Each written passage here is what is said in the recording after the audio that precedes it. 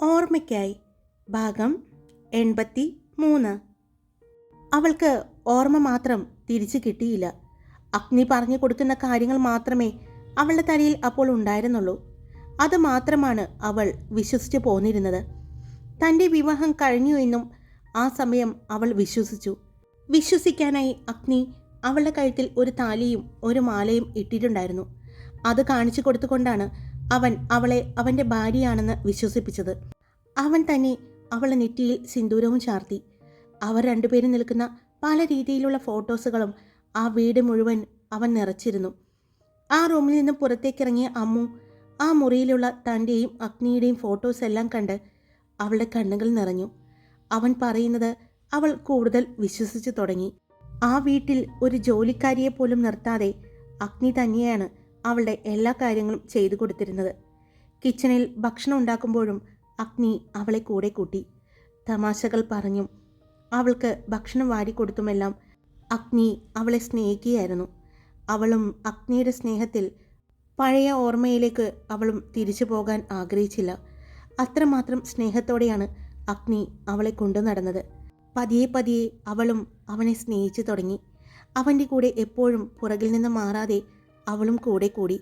പുറത്തേക്ക് പോകാതെ അഗ്നി അവിടെ തന്നെ ഇരുന്ന് അവൻ്റെ ജോലികളെല്ലാം ചെയ്തു.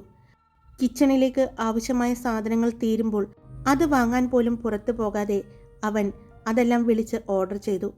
അതനുസരിച്ച് അവർ ഗേറ്റിനടുത്ത് വരുമ്പോൾ അവൻ ചെന്ന് വാങ്ങിക്കൊണ്ടുവരും. ആ വീട്ടിൽ ഒരു സെക്യൂരിറ്റിയോ ഒരു കിച്ചൺ സ്റ്റാഫ് പോലും ഇല്ലാതെ അഗ്നിയും അമ്മുവും മാത്രമായിരുന്നു ആ ദിവസങ്ങളിലെല്ലാം.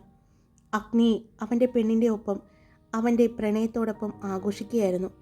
അവൻ്റെ സന്തോഷത്തിൽ അവളും കൂടിയിരുന്നു. ഡോക്ടറായതുകൊണ്ട് തന്നെ അവളുടെ ചെക്കപ്പും കാര്യങ്ങളും അവൻ തന്നെ ചെയ്തു. അവിടെ തന്നെ ഇരുന്ന് അവൻ ലാപ്ടോപ്പിൽ അവൻ്റെ ബിസിനസ് കാര്യങ്ങളെല്ലാം ചെയ്യുമ്പോൾ അവൻ്റെ മടിയിൽ തലവെച്ച് അവളും ഉറങ്ങി. അവളെ ചേർത്ത് പിടിച്ചുകൊണ്ട് അവനും അവൻ്റെ ജോലിയിൽ ഏർപ്പെടുമായിരുന്നു. അത്രത്തോളം പോലും അവൻ അവളെ അവനിൽ നിന്നും അകറ്റി നിർത്താൻ ആഗ്രഹിച്ചിട്ടുണ്ടായിരുന്നില്ല. അവളും അത് അവൻ്റെ സ്നേഹക്കൂടുതലാണ്, അല്ലെങ്കിൽ പ്രണയമാണെന്ന് കരുതി. പുറത്തേക്ക് പോകാമെന്ന് അവൾ എപ്പോഴെങ്കിലും ആഗ്രഹം പറഞ്ഞ രാത്രികാലങ്ങളിൽ മാസ്കും ഹുഡിയും എല്ലാം ഇട്ട് അവളെ അവൻ പുറത്തേക്ക് കൊണ്ടുപോകുമായിരുന്നുള്ളൂ. പകൽവെട്ടത്തിൽ പോകാമെന്ന് പറഞ്ഞാൽ അവൻ അതിന് പൊല്യൂഷനാണ്, ഇപ്പോൾ ഒരു സർജറി കഴിഞ്ഞതുകൊണ്ട് അത്രയും കെയർ ചെയ്യണം, അതുകൊണ്ട് പൊല്യൂഷനൊന്നും ഇല്ലാത്ത സമയത്ത് പോകാമെന്ന് പറഞ്ഞൊക്കെയാണ് അവൻ രാത്രികാലങ്ങളിൽ അവളെ പുറത്തു കൊണ്ടുപോയിരുന്നത്. അവൻ പറയുന്നത് എന്തും വിശ്വസിക്കുമായിരുന്നു. ഇതും അവൾ അതുപോലെ തന്നെ വിശ്വസിച്ചു. പക്ഷേ അവളുടെ പ്രായം അറിയുന്നത് കൊണ്ട് തന്നെ അഗ്നി ഒരു ചേർത്ത് പിടിക്കലിലോ നെറ്റിയിൽ കൊടുക്കുന്ന ഒരു ചുംബനത്തിലോ അവൻ അവൻ്റെ പ്രണയത്തെ ഒതുക്കുമായിരുന്നു. അവളും അതിര് കടന്നൊരു അടുപ്പം അവനോട് കാണിക്കുമായിരുന്നില്ല. അഗ്നിയുടെ കൂടെ അവൾ പക്ഷെ സന്തോഷത്തിലായിരുന്നു. ഒരു കുഞ്ഞിനെ കൊണ്ട് നടക്കുന്നത് പോലെയായിരുന്നു അഗ്നി അമ്മുവിനെ കൊണ്ട് നടന്നത്. തിരിച്ച് അവളും കുറുമ്പും കുസൃതിയുമായിട്ട് ആ ദിവസങ്ങളിലെല്ലാം അവൾ അവന് ചുറ്റും ചുറ്റിക്കറങ്ങിക്കൊണ്ടിരുന്നു. ബിസിനസ് തിരക്കുകളും ഡോക്ടറായ അവൻ്റെ എല്ലാ തിരക്കുകളും മാറ്റിവെച്ച് അവൻ്റെ ലോകം അവൾ മാത്രമായി ചുരുങ്ങി. തിരിച്ച് അവളുടെ ലോകവും അവൻ മാത്രമായി. പുറം ലോകവുമായിട്ട് യാതൊരു ബന്ധവുമില്ല. ആരുമായിട്ട് അവൾ ആ ഒരു മാസക്കാലം സംസാരിച്ചിട്ട് പോലുമില്ല. അങ്ങനെ ഇരിക്കുമ്പോഴാണ് ഒരു ദിവസം അഗ്നിക്ക് വന്ന ഒരു ഫോണുമായിട്ട് കിച്ചണിലേക്ക് വന്ന അവൾ താഴെ കിടക്കുന്ന വെള്ളത്തിൽ ചവിട്ടി താഴേക്ക് വീഴുന്നത്. താഴേക്ക് തലയടിച്ച് വീണ അവൾ പെട്ടെന്ന് അവളുടെ ബോധം മറഞ്ഞുപോയി. വെപ്രാളത്തോടെ മറ്റൊന്നും ഓർക്കാതെ അഗ്നി അവളെയും കൊണ്ട് ഹോസ്പിറ്റലിലേക്ക് പോയി. ഹോസ്പിറ്റലിൽ വെച്ച് കണ്ണു തുറന്ന അമ്മുവിന് അഗ്നിയെ മനസ്സിലാവുന്നുണ്ടായിരുന്നില്ല. അവൾ ആദ്യം കണ്ണു തുറന്നപ്പോൾ ചോദിച്ചത് അവളുടെ അമ്മയെയാണ്. അഗ്നി അവളുടെ മുന്നിൽ വന്ന് നിന്നിട്ടും ഒരു പരിചയഭാവം പോലും അവൾ നടിച്ചില്ല. അഗ്നിക്ക് ദേഷ്യവും സങ്കടവും തോന്നി തുടങ്ങി. അവൻ ഒരുപാട് സംസാരിച്ചു അവളോട്. പക്ഷേ തന്നെ അറിയില്ല എന്ന് തന്നെ അവൾ ഉറപ്പിച്ചു പറഞ്ഞു. ഡോക്ടറോട് അവൾ അവളുടെ അമ്മയുടെ നമ്പർ പറഞ്ഞു കൊടുത്തു. അമ്മയെ വിളിക്കാതിരിക്കാൻ മാക്സിമം അഗ്നി ശ്രമിച്ചു. പക്ഷേ അവൾ ഭക്ഷണവും മെഡിസിനോ കഴിക്കാതെ പട്ടിണിയിരുന്നു. ഇനിയും ആ നില തുടർന്നാൽ അവൾക്ക് വീണ്ടും എന്തെങ്കിലും ആപത്ത് സംഭവിക്കുമോ എന്നുള്ള പേടിയിൽ ഡോക്ടർ തന്നെ അഗ്നിയോട് അവളുടെ അമ്മയെ വിളിക്കാൻ പറഞ്ഞു. ഒത്തിരി ശ്രമിച്ചു നോക്കി വീണ്ടും അവളെ തിരിച്ചു കൊണ്ടുവരാൻ. പക്ഷേ അവൾ ഒട്ടും തന്നെ അവനെ ചെവിക്കൊണ്ടില്ല. തീരെ നിവർത്തിയില്ലാതെ വന്ന അവൻ അവളുടെ അമ്മയെ വിളിച്ചു. അമ്മയും മുത്തശ്ശനും വന്നതിന് ശേഷം അഗ്നി അവരുമായിട്ട് സംസാരിച്ചു. പക്ഷേ അഗ്നിയെ തിരിച്ചറിഞ്ഞ ശ്രീവിദ്യ അവനെ ഒട്ടും തന്നെ അംഗീകരിച്ചില്ല. അമ്മുവിനെ അത്രമാത്രം സ്നേഹിക്കുന്നുണ്ടെന്ന് എല്ലാം പറഞ്ഞു നോക്കി അഗ്നി. പക്ഷേ ശ്രീവിദ്യ ഇത്രയും നാളും തൻ്റെ മകളെ തന്നിൽ നിന്നും അകറ്റിയതിലും അവന് തൻ്റെ കുടുംബത്തോടുള്ള പകയും എല്ലാം അറിയുന്നത് കൊണ്ട് തന്നെ അഗ്നിയെ അവിടെ നിന്ന് പുറത്താക്കാൻ ശ്രമിച്ചു. അഗ്നി അവിടെ ഒരുപാട് ബഹളം വെച്ചു. പക്ഷേ അതൊന്നും കാര്യമാക്കാതെ ശ്രീവിദ്യ അമ്മുവിൻ്റെ കഴുത്തിൽ കിടക്കുന്ന അവൻ ഇട്ടുകൊടുത്ത ആ താലിമാല ഊരി അവൻ്റെ മുഖത്തേക്ക് എറിഞ്ഞു കൊടുത്തു. അവിടെ നിന്നും അന്ന് ഇറങ്ങിപ്പോയതാണ് അഗ്നി. പിന്നീട് അഗ്നിക്ക് ശ്രീവിദ്യയോടും കുടുംബത്തോടും പഴയതിലും ഇരട്ടി ദേഷ്യവും പകയുമായിരുന്നു. പിന്നീട് അവരുടെ നാശം കാണാൻ വേണ്ടി തന്നെയായിരുന്നു അഗ്നിദേവ് നടന്നത്. പക്ഷേ അവൻ്റെ മനസ്സിൽ അമ്മു, അവളോടൊത്തുള്ള ആ കുറച്ച് ദിവസങ്ങൾ ഇപ്പോഴും അവൻ്റെ മനസ്സിൽ മായാതെ കിടക്കുന്നു. അതാണ് വീണ്ടും വീണ്ടും തന്നെ അവളിലേക്ക് എത്തിക്കുന്നത്. തൻ്റെ ജീവിതത്തിലെ നല്ല കുറച്ച് ദിവസങ്ങൾ സമ്മാനിച്ചത് അവളാണ്. അവളെ ചേർത്ത് പിടിച്ചുള്ള ഉറക്കവും അവൾക്ക് ഭക്ഷണം വാരിക്കൊടുക്കലും അവളുടെ കൊഞ്ചലും പരാതിയും കുറുമ്പുകളും എല്ലാം ആസ്വദിച്ച ആ ദിവസങ്ങൾ. ദേവേട്ട എന്ന് വിളിച്ചുകൊണ്ട് തൻ്റെ പുറകെ വന്ന തൻ്റെ പെണ്ണ് ഇപ്പോൾ മറ്റൊരാളുടെ ആയിരിക്കുന്നു. മനസ്സുകൊണ്ട് മാത്രമല്ല, ശരീരം കൊണ്ടും. പക്ഷേ അതൊന്നും തന്നെ ബാധിക്കുന്ന ഒരു പ്രശ്നമേ അല്ല. തനിക്ക് അവളെ വേണം എന്ന ചിന്ത മാത്രമായിരുന്നു ആ നിമിഷവും അഗ്നിയിൽ. അഗ്നി കണ്ണുകളടച്ച് തുറന്നു. അവൻ്റെ കണ്ണുകളിൽ നിന്നും കണ്ണുനീർ ഒഴുകി. കണ്ണ് തുറക്കുമ്പോൾ കാണുന്ന മനോഹരമായ ആമ്പൽപ്പാടത്തിൻ്റെ ആ ദൃശ്യങ്ങൾ പോലും അവന് മനോഹരമായി തോന്നിയില്ല. അവിടെ തനിക്ക് മനോഹരമായി തോന്നിയത് തൻ്റെ അമ്മുവിൻ്റെ മുഖമാണ്.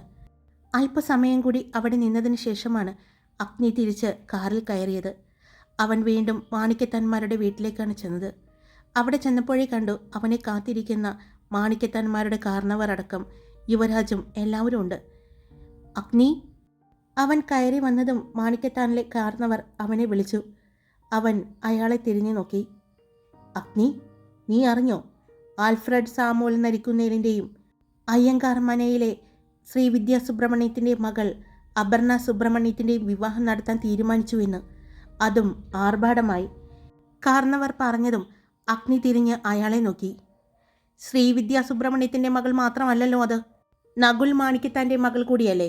എന്നിട്ട് ആ പേര് പറയാൻ ഇപ്പോഴും ചങ്കൂറ്റമില്ല അല്ലേ മാണിക്യത്താന്മാരിലെ കാരണവർക്ക്?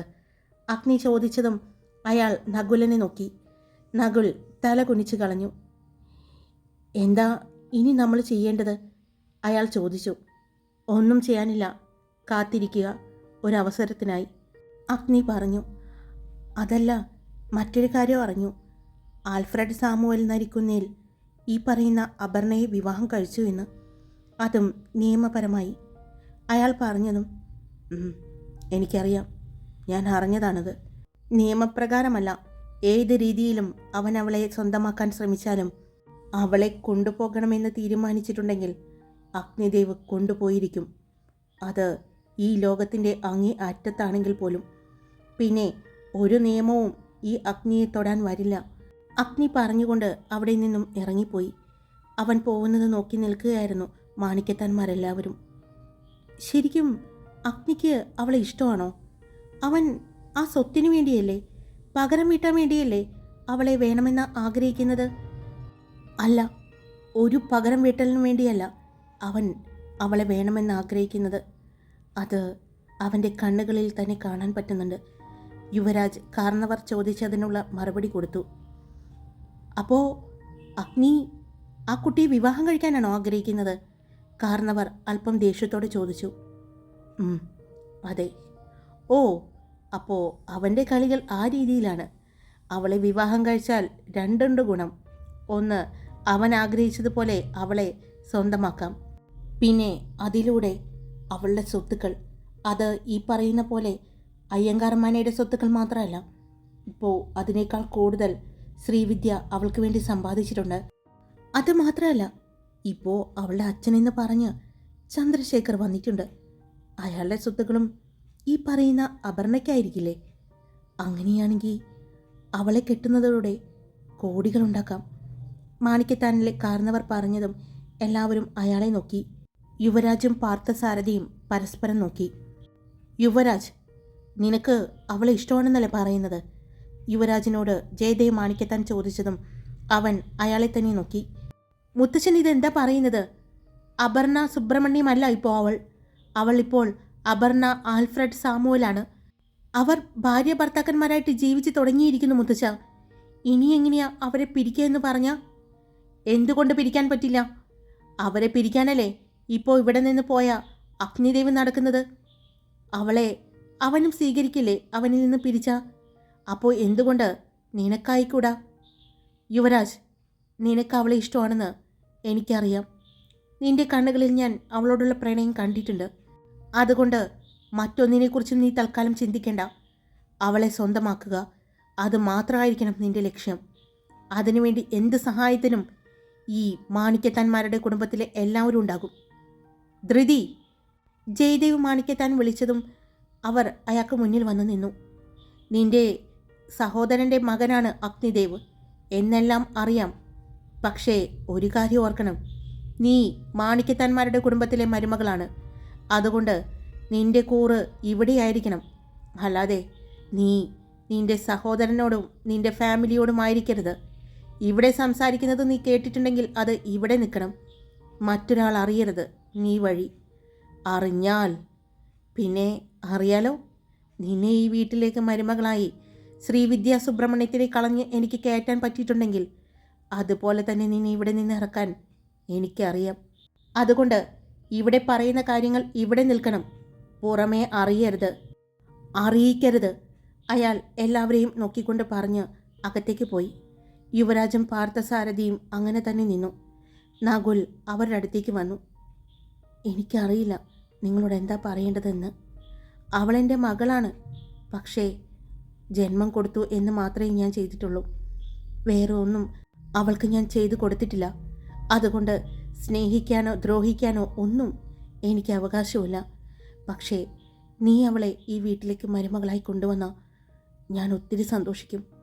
എൻ്റെ മുന്നിൽ എൻ്റെ മകളുണ്ടാകും എന്നുള്ള സന്തോഷം. അയാൾ പറഞ്ഞു. അയാൾ പറഞ്ഞുകൊണ്ട് ധൃതിയെ നോക്കി. അവരും അയാളെ നോക്കി. അയാൾ പിന്നീട് അകത്തേക്ക് കയറിപ്പോയി. ഇതെന്തൊക്കെയാ പറയുന്നത്? അച്ഛാ, ഞാൻ എങ്ങനെയാ മറ്റൊരാളുടെ ഭാര്യയെ? യുവരാജ് സ്വന്തം അച്ഛനോട് ചോദിച്ചതും, മോനെ, ഇതിൽ അച്ഛനൊന്നും പറയാനില്ല. പണ്ട് മുതലേ മാണിക്യത്തന്മാരുടെ വീട്ടിലെ തീരുമാനങ്ങളെടുത്തത് അച്ഛൻ തന്നെയാണ്. അതനുസരിക്കുക മാത്രമാണ് ഞങ്ങൾ മക്കളായ എല്ലാവരും ചെയ്തിട്ടുള്ളൂ. അതുകൊണ്ട് നിങ്ങളും അച്ഛൻ പറഞ്ഞതനുസരിക്കുക. പക്ഷേ അച്ഛാ, മോനെ, നീ ഇപ്പോൾ മറ്റൊന്നിനെക്കുറിച്ചും ചിന്തിക്കേണ്ട. ആൽഫിയുടെയും ആ കുട്ടിയുടെയും വിവാഹം എന്നാണെന്നൊക്കെ അറിഞ്ഞു വെക്കുക. ബാക്കിയുള്ള കാര്യങ്ങളെല്ലാം മുത്തശ്ശൻ പറയുന്നത് പോലെ ചെയ്യുക. വേറെ ഒന്നും അച്ഛന് പറയാനില്ല.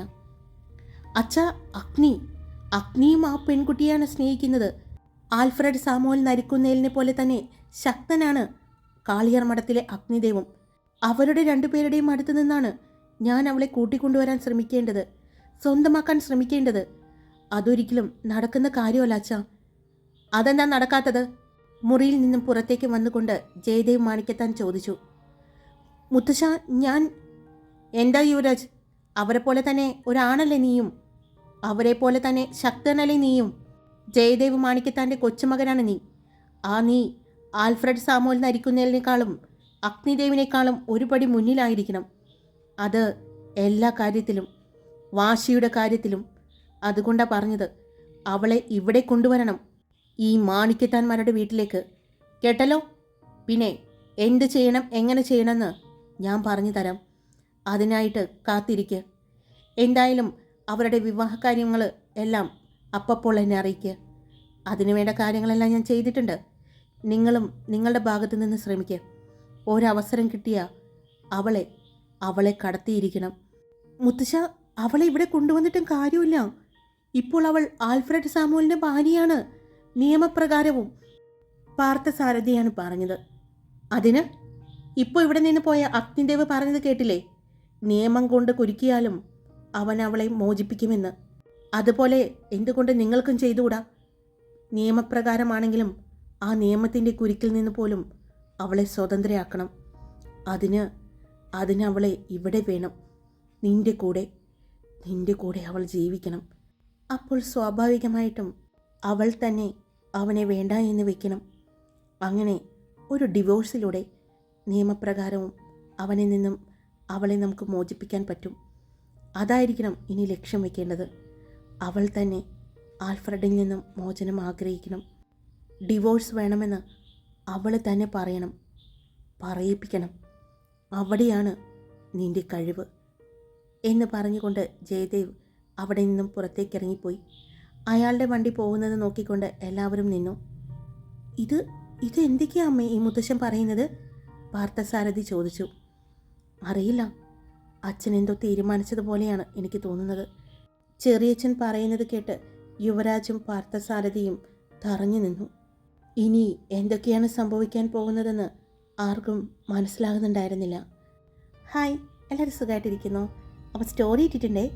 ഇഷ്ടപ്പെട്ട ലൈക്ക് ചെയ്യാനും നിങ്ങളുടെ അഭിപ്രായങ്ങൾ കമൻറ്റ് ചെയ്യാനും സബ്സ്ക്രൈബ് ചെയ്യാതെ കേൾക്കുന്നവരുണ്ടെങ്കിൽ സബ്സ്ക്രൈബ് ചെയ്യാനും മറക്കല്ലേ. Love you all. It's me Karthika.